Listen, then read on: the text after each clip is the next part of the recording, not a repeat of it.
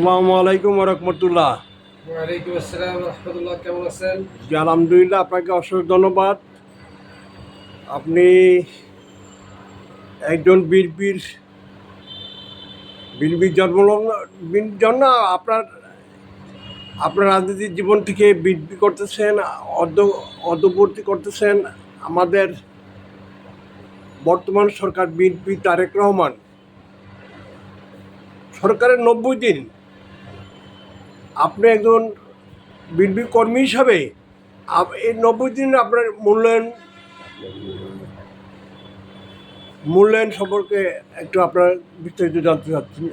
ধন্যবাদ আপনাকে এবং সেই সাথে বঙ্গ টিভি এবং বঙ্গ টিভির সকল দর্শক শুভানুধ্যায়ী সবাইকে আন্তরিক ধন্যবাদ। খুব সুন্দর প্রশ্ন করছেন। সুদীর্ঘ 17 বছর ফ্যাসিস্ট সরকারের পতনের পরে 5ই আগস্ট ছাত্র জনতার গণ অভ্যুত্থানের পদত্যাগের পরে ফ্রি ফেয়ার ক্রেডিবল ইলেকশনের মাধ্যমে বিএনপির চেয়ারম্যান জনাব তারেক রহমান ক্ষমতায় এসেছেন এবং আলহামদুলিল্লাহ উনি ক্ষমতার উনি সহ ওনার মন্ত্রী পরিষদ 90 দিন পার করেছেন। তো এই 90 দিন আসলে আমি তো একটা সাধারণ মানুষ, কিন্তু আমি যে জিনিসটা আমার কাছে মনে হয়েছে যে আপনার যেমন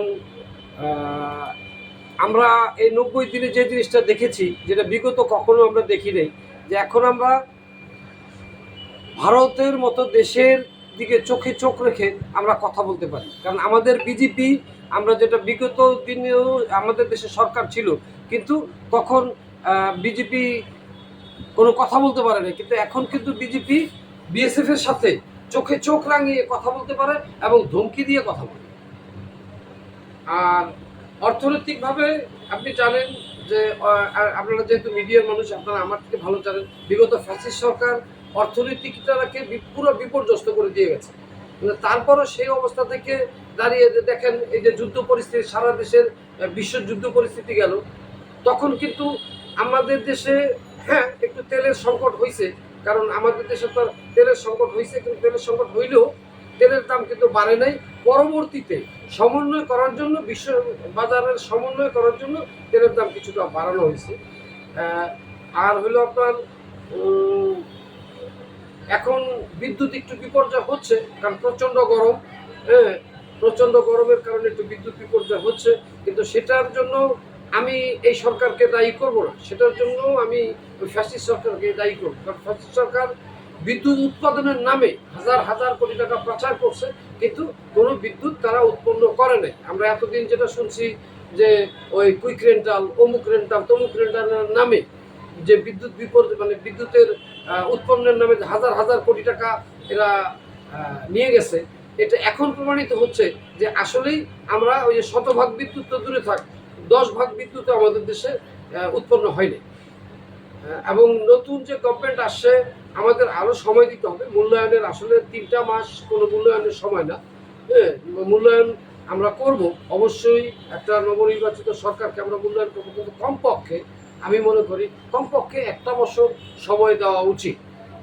আর আমার বিরোধী দলের শ্রদ্ধেয় নেতাদের প্রতি আমি বলতে চাই যে আপনারা ফ্যাসিস্ট সরকারকে সরাইয়ে আজকে নতুন দিগন্ত উন্মোচন করেছেন। আপনারা গণতান্ত্রিক এই সরকারকে সহযোগিতা করেন। হ্যাঁ, যেটা যদি ভুল হয় সে ভুল আপনারা ধরিয়ে দেন, এটা ঠিক আছে, কিন্তু বিরোধিতার জন্য দয়া করে বিরোধিতার জন্য বিরোধিতা করেন না। আপনারা যাতে ওই ফ্যাসিস্টের মতো চরিত্র আপনাদের যাতে না হয়। আপনারা বিরোধিতা অবশ্যই করবেন, কিন্তু সেই বিরোধিতাটা যে শুধু বিরোধিতার জন্য না হয়, এটাই আমার আপনাদের কাছে আমার আহ্বান। ধন্যবাদ।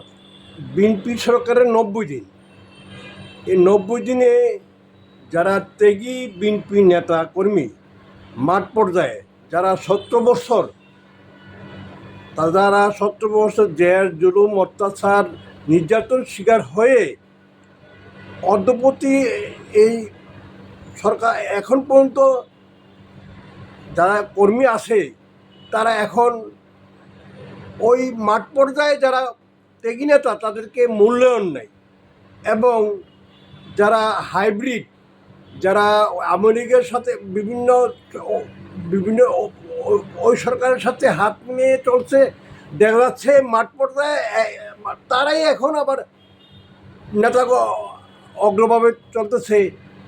এই যে বৈষম্য, এই যে বিএনপি নেতাকর্মীর যে একটা কর্মীদের মধ্যে একটা বৈষম্য, এটা আপনার একটা কর্মী হিসাবে আপনার কাছে মূল্যায়নটা জানতে চাচ্ছি যে এই যে মানুষের মনের যে এত কষ্ট, এত আবেগ, যারা ত্যাগী নেতা তাদের মনে অনেক কষ্ট। আমরা তো সম্পদ সংগ্রহ করার জন্য বিভিন্ন জায়গায় যাই, যাওয়ার পর দেখি যে তাদের এই যে দুঃখ কষ্ট, এ ব্যাপারে আপনি আপনি বলেন, কর্মীদের হিসাবে বলেন। ধন্যবাদ আপনাকে।